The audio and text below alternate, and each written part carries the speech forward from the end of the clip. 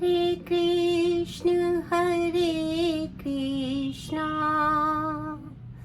कृष्णा कृष्णा हरे हरे हरे राम राम राम हरे हरे। हरे कृष्णा हरे कृष्णा। सभी भक्तों को मेरा दंडवत प्रणाम। आज हम भगवत गीता जी के दूसरे अध्याय के 52वें श्लोक पर 52 नंबर वर्ष पर चर्चा करेंगे। इसके उद्देश्य ये है और केवल भगवत गीता का संपूर्ण भगवत गीता का उद्देश्य ये है कि हम परम सत्य की ओर बढ़ें और ये जितने भी हम इन भौतिक बंधनों में बंधे हुए हैं इससे किसी भी तरह से हमें मुक्ति मिल जाए। तो यहाँ पर भगवान जो है वो अर्जुन को उपदेश देते हुए कह रहे हैं, यदा ते मोह कलिलम बुद्धिर्व्यतितरिष्यति तदा गन्तासि निर्वेदम श्रोतव्यस्य श्रुतस्य च। हरे कृष्णा। भगवान ये बता रहे हैं, इसका जो शाब्दिक अर्थ अगर हम करने जाते हैं तो भगवान यहाँ पे बता रहे हैं कि यदा ते मोह कलिलम, ये जो लोग हैं, जो भी व्यक्ति, सभी लोग, वो क्या है? मोह कलिलम। जो ये मोह का ये जो वन है, जंगल है, जंगल में क्या होता है? हम रास्ता भटक जाते हैं, हमें पता ही नहीं चलता, क्योंकि वहाँ पे जो घोर वन होते हैं, जो बड़े सघन वन होते हैं, डेंसली जो मतलब सिचुएटेड है, तो उनमें क्या होता है कि प्रकाश कम आता है, अंधेरा होता है और हम लोग जो हैं वो, कोई भी व्यक्ति जो है उस घने वन में गुम हो सकता है। तो क्या होता है कि हम उस घने वन से, जब वो उस मोह कलिलम, मोह का ये जो घना वन है, जब इसको व्यतितरिष्यति, जब उसकी बुद्धि इसको तैर कर पार कर जाती है, तब क्या होता है? तदा गन्तासि निर्वेदम, तब वो क्या करता है? कहाँ जाता है? निर्वेद हो जाता है। अर्थात उसके बाद जो भी उसने विषय अभी तक सुने हुए हैं या जो भी विषय उसको सुनाए जा रहे हैं, वो उसे उसके योग्य लगता ही नहीं है, सबके प्रति अन्य मनस्क हो जाता है। अर्थात उस सबसे उसकी जो मतलब आसक्ति है, या उस सबसे जो उसको लगता था कि मैं प्राप्त कर लूँगा, वो भावना नष्ट हो जाती है, उसको वैराग्य हो जाता है, उसे उसके अंदर बिल्कुल भी उसकी मन नहीं लगता है, अरति हो जाती है। तो भगवान यहाँ पे बताना चाह रहे हैं कि जो मोह का कलिल है, अब ये मोह है क्या? क्योंकि अज्ञानवश हम सब जो है अज्ञानी लोग हैं, हम अज्ञानवश ऐसा समझते हैं कि हम अपना कर्म करेंगे, कर्म करते रहेंगे और उस कर्म को करते हुए ही हमको जो है वो अपना लक्ष्य मिल जाएगा। अब हम क्या करते हैं कि हम सभी सकाम कर्म करते हैं। अज्ञानवश जो होता है वो मनुष्य ये भूल जाता है कि भाई ये सारा संसार, ये जितना भी भौतिक जगत हमें दिखाई पड़ रहा है, ये सब का सब क्या है? दुखाश्रय है। यहाँ पर दुख ही दुख है और कोई भी शरीर, मनुष्य ही नहीं, कोई भी शरीर इस भौतिक जगत में सुख की प्राप्ति नहीं करता है। सबके शरीर के साथ दुख जुड़ा हुआ है, क्योंकि जो भौतिक जगत के प्रमुख दुख हैं वो क्या है?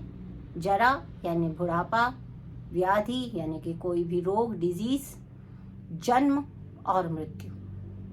ये चार चीजें जो हैं, इनसे पार पाना संभव नहीं है। और हम सब क्या करते हैं कि अज्ञानवश जो है हम मोह को प्राप्त हो जाते हैं, क्योंकि कैसा है? ये मोह का घना वन है और इसमें कोई रास्ता हमको सूझ नहीं रहा है। तो जब ये इसको बुद्धि जो है इस वन को पार कर जाती है, बुद्धि कैसे पार करती है? कि बुद्धि जो है वो हमें बताती है कि ये संसार दुख का कारण है और इसीलिए इस संसार से मुक्ति पाना ही मनुष्य का परम लक्ष्य है।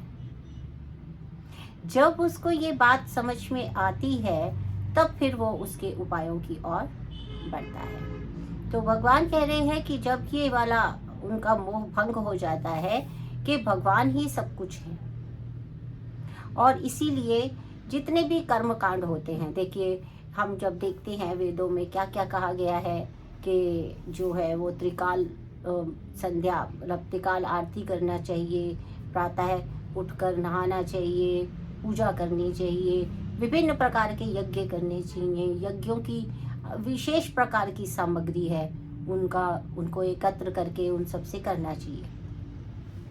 तो भगवान ये कह रहे हैं कि ये सब तो सही है, क्योंकि जब हम कोई व्यक्ति भी प्रारंभिक अवस्था में होता है, वो अभी अपने आध्यात्मिक जीवन का प्रारंभ ही कर रहा है, उस समय उस व्यक्ति को ये सब नियमों का पालन करना चाहिए, अनिवार्यता है।